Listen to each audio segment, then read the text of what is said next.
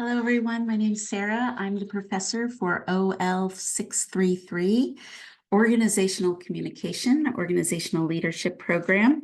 Welcome, everyone. Some of you, I see your names, you look familiar, and some of you are brand new to me, and I'm looking forward to meeting you this term. So this video in particular is about the class. We can, if we had a first day of class meeting, and what you would expect is for me to go over the class and review the syllabus. That's what I'm doing in this tiny desk lecture presentation. So I call this the silly video because I review the syllabus. All right, so with that being said, let's get started.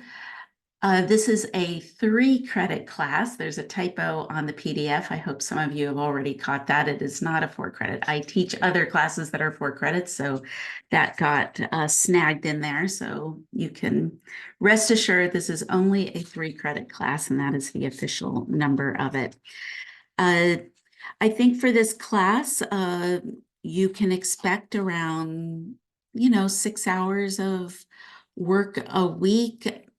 Give or take the week, and depending on you, each of you are going to be very different in your approach to your learning and the style, but I would say maybe 4 to 6 hours a week is what you should expect.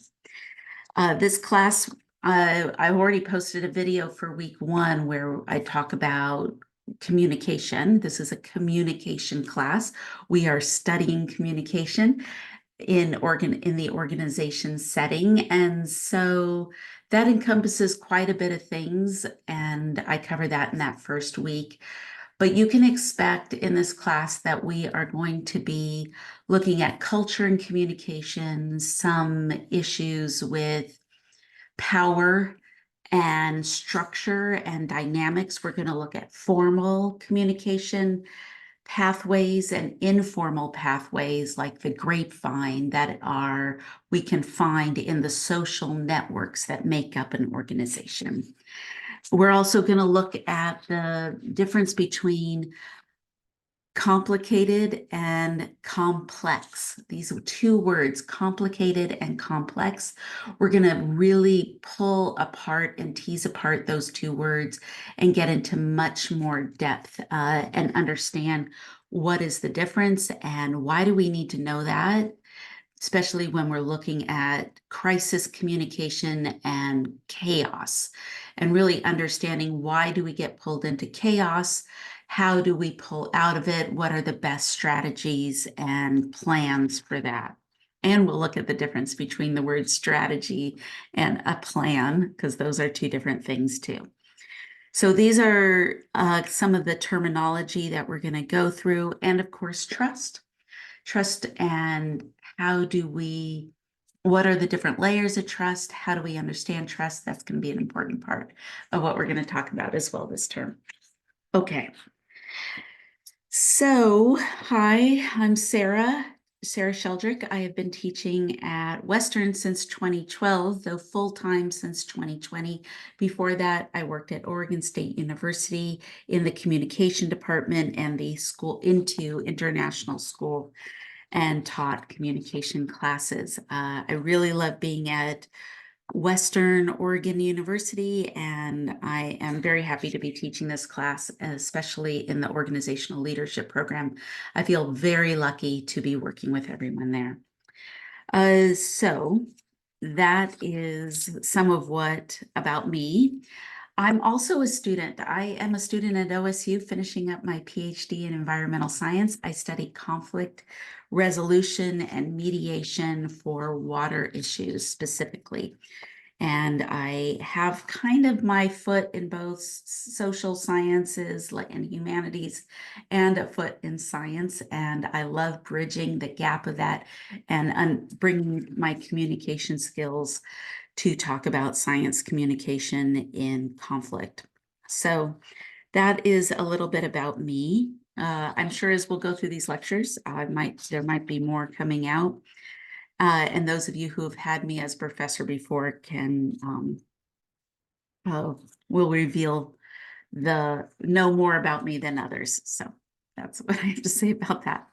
One thing about my videos, which we just had a Sarah moment right there, is that I don't edit my videos. I sit down and chat to myself alone in my home office here where I make my videos. And I do that so that it can have the most authentic feeling to as if we were in the classroom and I was doing a lecture. That means that sometimes I pause, sometimes I mess up, sometimes I have to correct myself, and sometimes I don't even know I've made a mistake until I've watched the video later. I'll put like little asterisk corrections if I actually have that happen. But I guess I just feel like I'm not trying to be perfect in my presentations, and I'm not going to ask you to be perfect as well. I like a little informality with it, even though I have taught this class many, many times, and the topics I cover I know really well, and I usually am going off of notes. I'm speaking extemporaneously. I'm not reading anything. It's not a manuscript style. And I don't edit out all my things that drive me crazy, like saying so, and probably a little too much. It also means I'm a slow talker. So for those of you on a time crunch, I'm sure you'll put me on double speed to get through this video. Please feel free to do that. However, I will call you out on that a little bit because as we learn to be good listeners, one of the things is we have to learn how to listen in a real conversation, which is very different than how we listen to media. Media is fine-tuned, even for people who are having conversations. They have a team of people that are helping them edit those things so they seem natural. Maybe you've even seen that. Like if you've ever watched a YouTube video and it does those little jump cuts, they're usually editing out those rants, or they got sidetracked, or they forgot which word they want to use, and it makes it go a lot faster to watch without having to speed it up. You will not get those luxuries with me. You get me all raw and upfront, and with all my mistakes. There's an accessibility statement on Canvas and in the paper syllabus here. If anyone needs an accommodation, please make a note of that. And there's formal ways to do that, but there's also informal ways. If you need to let me know about something, please let's jump on a Zoom call or something else, and we can figure that out. If I have the ability to help, I will. There is the conduct for being in a university class. There's WU's Code of Ethics, Code of Student Responsibilities, but I also put in my norms and conduct for conversations that we're going to have, because one part of this class is we have team meetings. I will assign you to a team. You have to meet with your team 4 times, push record. And again, a video that is not edited for me, raw video. I won't be watching those on full speed. And sometimes they go over an hour, sometimes they're under an hour. And I love every single minute of those, but we do need to review our norms for the class and our conduct so that we can do the best that we can. To take care of ourselves and others, which is a form of communication competency. In fact, in your team meetings, part of the meeting is to discuss any norms. So I lay out the first foundation of norms that I expect, but please feel free to add on to that with your team when you get there. That is completely appropriate, and there is room for that in the meeting. Okay. Other things are that AI generated language-based softwares are really, I think of those like Google, like if you just want to Google something, if you want to learn about something, sometimes you can get some good information, sometimes you can get some not so good information. So always double check those, never rely on its singularity. You might send some of your writing through it for a grammar check, which is completely appropriate.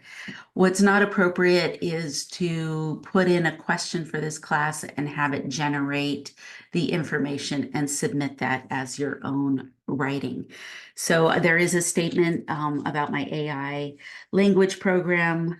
And if you want any clarification or if you want to discuss that, I would love to meet and discuss that in more depth and get your take on that. I definitely have some strong opinions, as I'm sure most of us do, about this new world that we are trying to navigate.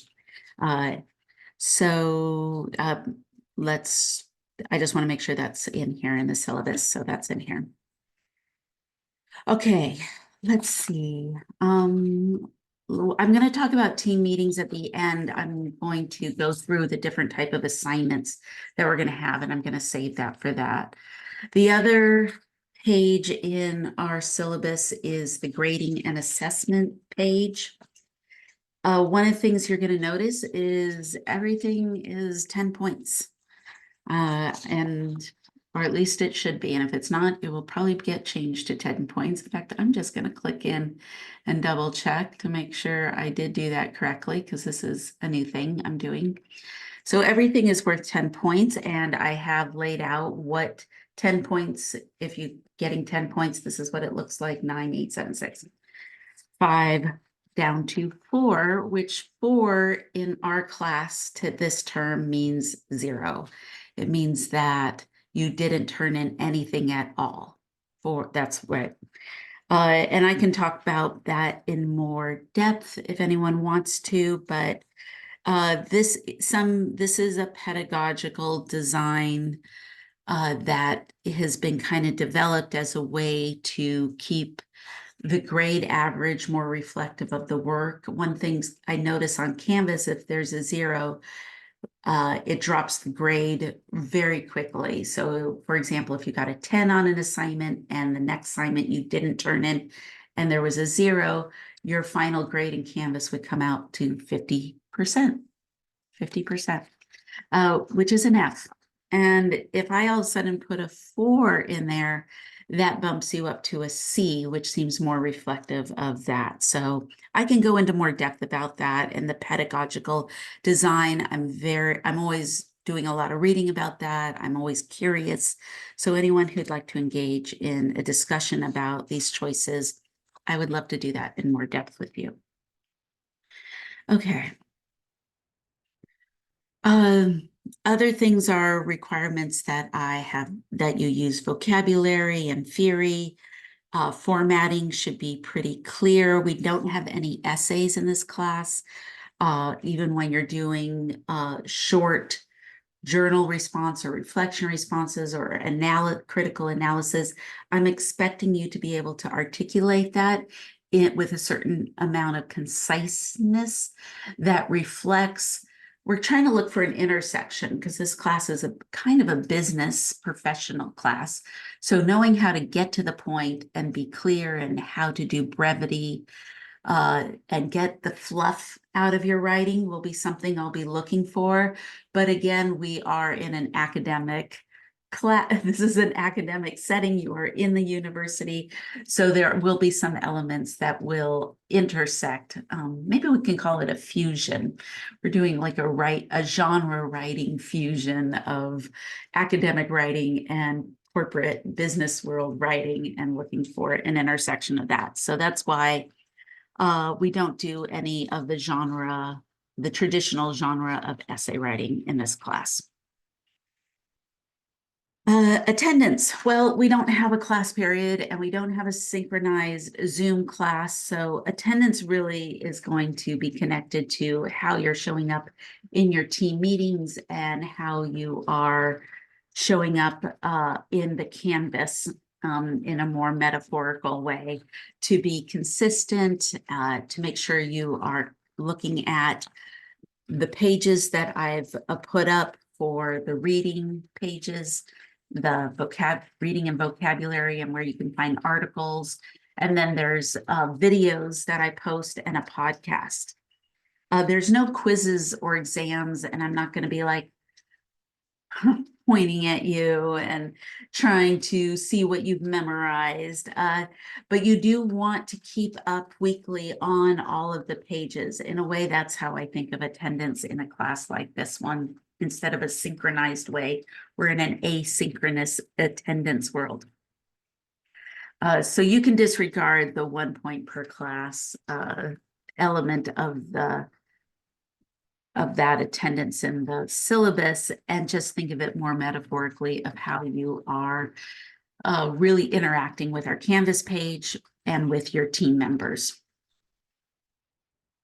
I have a late work rubric, so 0 to 24 hours. So please keep track of the timestamps. My timestamps don't go to midnight. They are usually, I think I have it set for a 5 p.m.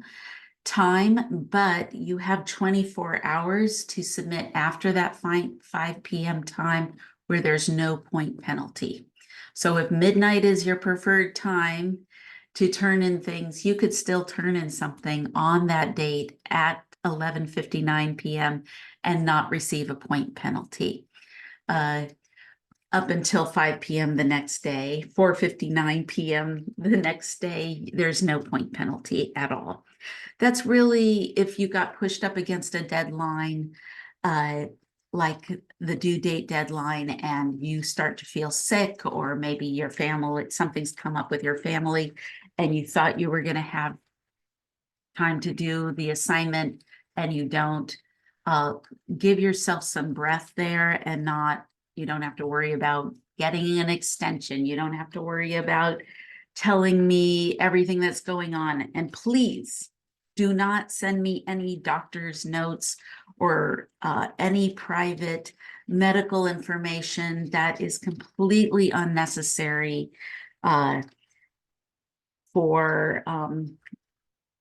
with me. I will not open those attachments if you do. And I will probably send a message back to you reminding you that I do not need to see a doctor's note. After 24 hours, we do find our first point penalty for a late work assignment, and it's 1 point or 10%. Since everything's 10 points, if you're after 24 hours and you submit it, if everything is done to the standard of like you would have gotten 10 points and then it was late, now you'll get 9 points, which is still an A. Yay. It's still in the A grade, even after 24 hours, up to 72 hours or 3 days. And then it's minus a second point, which is 8 out of 10 if everything was done under the 10-point scale. So I try and do that because we all are living very complex lives, and I really appreciate your commitment to your academics and your dedication that you are willing to take on getting another degree here. So I want to support you the best I can, but we do have I need some boundaries on time, just because I'm also a student and a full-time worker. We're in it together, and I need to have some consistency and reliability for my schedule to get things done for you. This class is built as a scaffolding class. That means that week 1 is the foundation to understand week 2, and you need to have week 2 to understand week 3. That's what we mean by scaffolding. So if you are getting behind on getting things turned in, you're going to be pretty lost on week 4 or 5 when you're meeting with your team if you haven't done the scaffolding work. And I don't want that for you. That's not how we build confidence. We build confidence in the tiny moments where we step into the hard work of setting aside time to do the work. And when we can check those little tasks off is really the path to building confidence. So I can talk to you more about study habits or anything that could help you in your particular situation. All right. Let's talk about class. Let's talk about some of the work that I will be requiring of you in this class, which you probably are already noticing that if you've clicked into the assignment part of Canvas, that we have a reports, which is 30% of your grade.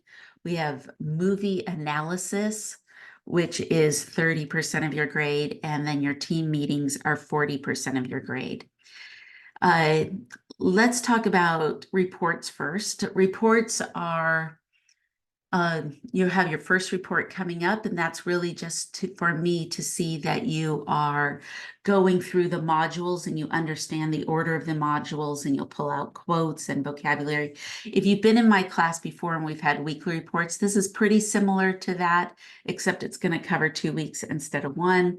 Same with the second report that comes about week 4 around the midterm, where you're going to then demonstrate that you've been through the modules and do a written report. Third report, again, that comes later in the term, where again, you're walking through the modules and demonstrating your knowledge of that. Another thing is that you have to meet with me at least once over Zoom, or you can come to my office on campus for anyone who works on Western Oregon University campus.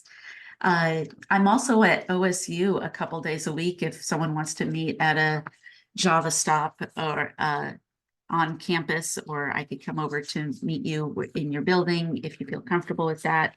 You can request some alternative locations besides Zoom, but Zoom for most of us is the most convenient, especially in a virtual class like this. So when week 2 opens up, you'll see the sign-up sheet with my schedule, and you just put in your name for when you want to meet. This is usually a 30-minute meeting. Sometimes it goes over 30 minutes, which means we're in a really fun conversation, and there's lots to talk about. Depending on which week we'll meet, I'll probably want to talk about something from the class materials, or I'll want to talk about your exit project or some of your research you're doing, or just hear how you're doing in the leadership program. So whatever we are discussing, I'd like to meet with you at least once. We can meet more than that. It's actually one of my favorite things is to get to know you, and especially in a grad program like this, I like the convenience of the virtual meeting, but I also, as someone who has been in a master's program and now in a PhD program, it can feel a little isolating, and I don't want that for you. I want to stay connected and be able to communicate functionally with all of you about where you're at. Okay. Oh, so that is one of our assignments. There's also a movie list, which will open up, and let's talk about the movie reports. So you have 3 movie reports. The organizational management, that's where organizational management, the Cynefin. So CYN, it's a Welsh word, Cynefin theory. We're going to study the Cynefin theory. There's a Cynefin book. And even though it starts with a C, it actually is a K sound. What are there Cynefin? I don't know if we have any. Oh, cat. You can, if you're trying to remember if you're supposed to say the K sound or the C sound, cat is a C word that makes a K sound, more of a K sound at that harder K sound at the beginning. So Cynefin, maybe that's how you can remember that. And I'll be saying it a lot, like I just did. I think I just said it like 5 or 6 times. Cynefin, Cynefin, Cynefin. So maybe that will help you remember. The movie report trust is towards the end of the term, and that is going to be from our book, the Charles Feltman book on trust, which comes after the Cynefin book. So Cynefin first. Actually, it's organizational management is the first few weeks. Then we're going to jump into Cynefin, which is crisis communication. And it's also where we're going to study chaos, complicated and complex. And then we'll go into the 4 layers of trust and the 4 different areas of trust at the end of the term. Meanwhile, the modules kind of have all these different topics that we're reviewing that we'll be pulling those main things into. So the movie list assignment, which is coming up, so maybe you can start thinking about it. I have each of these movie reports kind of organized in what movies I think are best for each report, but I am open to your ideas about where they go. And in the movie list, you are going to tell me which movies you're considering for the term. Each movie report needs to be a separate movie, and you will plug them in there. When I open up your movie list and grade it, I am going to annotate your list and with comments, and I'm going to say movie report 1, movie report 2, movie report 3, like I'll say this one will be great for movie report 3. This one will be great for movie report 1 or movie report 2. This will be great for 1 or 3. Like I'll just list out what I think is best. And then you'll use that as a guide. So when it's time to do your first movie report, you'll see, okay, for movie report 1 on OrgCom, I said it was okay to do this movie, and this movie from your list. And so you can choose one to do for that first report from which ones I approved for that report. And sometimes I'll go, no.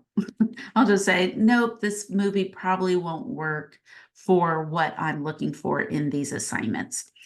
And sometimes I say no because I haven't seen the movie, though I have been known to watch several movies when I find ones on the list that I think will work. I watch a lot of trailers, and I'm also like a huge movie buff.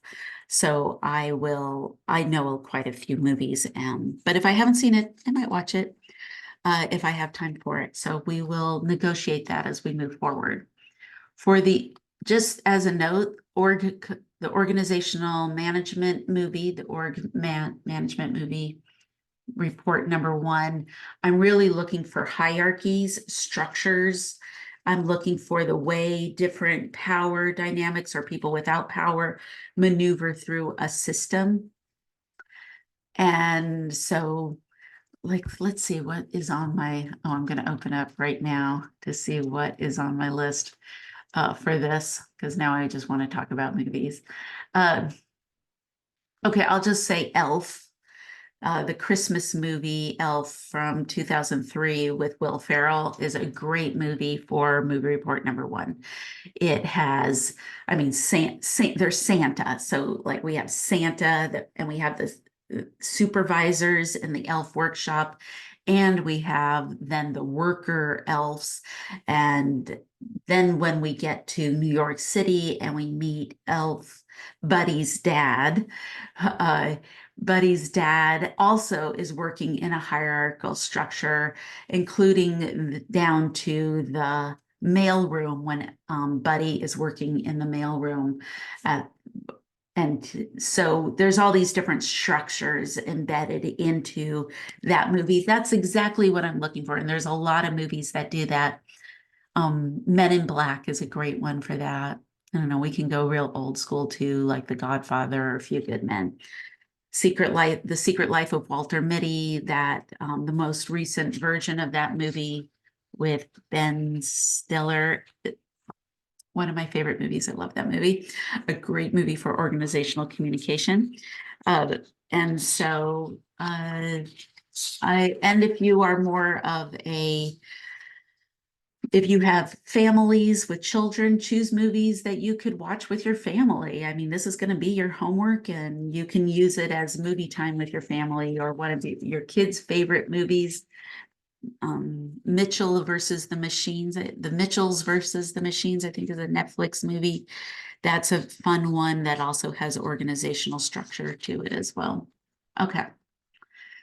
Dun, dun, dun, dun. Movie report number 2. I probably should make a separate video just for this one, but now I'm on a roll. I can't stop.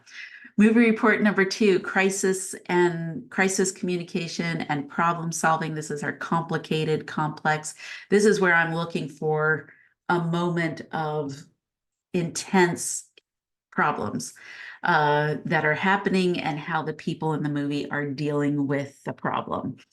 Boy, that sounds like almost every single movie.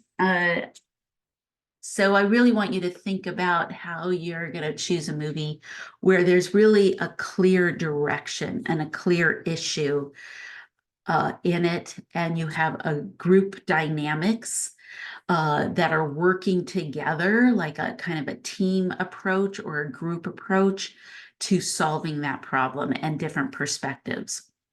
I put Apollo 13, the Netflix movie Don't Look Up, Independence Day. I love the original Independence Day from the 1990s. That's another one of my favorite movies. So like these are different movies that are interesting because there's a very significant problem that happens and how do different people approach it. So we want a little of that chaos feeling even before we've defined it. We want that feeling of chaos. We want this feeling that there's experts, but then we want this feeling that people who aren't experts have presence in the movie as well as part of the problem solving. The next one is movie report 3. That's towards the end of the term. That's about trust, ethos, and relationships. So I'm really looking for interpersonal encounters, group dynamics here as well. There was a new movie that came out just last year. I think it's a Hulu movie called Flamin' Hot about Cheetos. I adore that movie. That movie was fantastic. A great movie about trust and relationships in the workplace, ethos, meaning your credibility. And so I have some listed here as well. Okay. So assignment is opening up, but maybe I just liked reviewing for you really quick right now so that you could think about what you might put in for your movie requests for me to approve. Okay. If you're not sure about a movie, just send me an email and just say, hey, I'm thinking of putting this one in. Is that one you would consider? And I'd say yes or no if you want to ask me before you submit the assignment. I'm definitely open to that. All right, in our assignments, the last thing is the team meeting. Okay, team meetings. I will make a separate video just for team meetings. I will not do that here. There is too many things for me to say about it. It is a very interesting kind of group assignment where I'm going to listen to you in conversation with others. You're going to have to really establish norms. This is one of the ways that I'll be looking for how you're showing up for yourself and for others, and I'm going to be listening to your communication habits in dialogue in teams. Basically, what the topic of this class is, this assignment is like, let's get boots on the ground and let's start talking. Let's start communicating in really functional ways. That means that you might get notes from me about your communication style and you might start to become aware of it. I'll be having you re-watch your team meetings and critique yourself as well. And we might even, we're going to have a Stump the Professor question time, so you can dialogue with me through the meetings as well. We're going to have some fun with that. Okay. So this brings me to team meetings, missing a team meeting. So first of all, the late policy is a little bit different for team meetings. I will accept a team meeting up to 5 days late if needed without any point penalty. So if something emergency came up with one person in your team and they're like, oh my gosh, can people meet tomorrow night instead of tonight? And if everybody can meet the next night instead of the scheduled time, I will accept it up late. I might even accept it even more than 5 days late. Just keep me in the loop if that happens, so I know what's going on. So the most important thing is that the team stays together, that we make room for each other. We understand that life is life, and we're gonna kind of try and find ways to be adaptable. I'm trying to be adaptable on my side. I expect each of you within reason for each other, because I know our lives have a lot of moving parts. people might be shift workers in this class, and evenings might be difficult. They might be at work all day.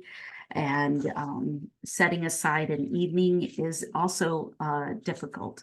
So let's find ways to help each other out.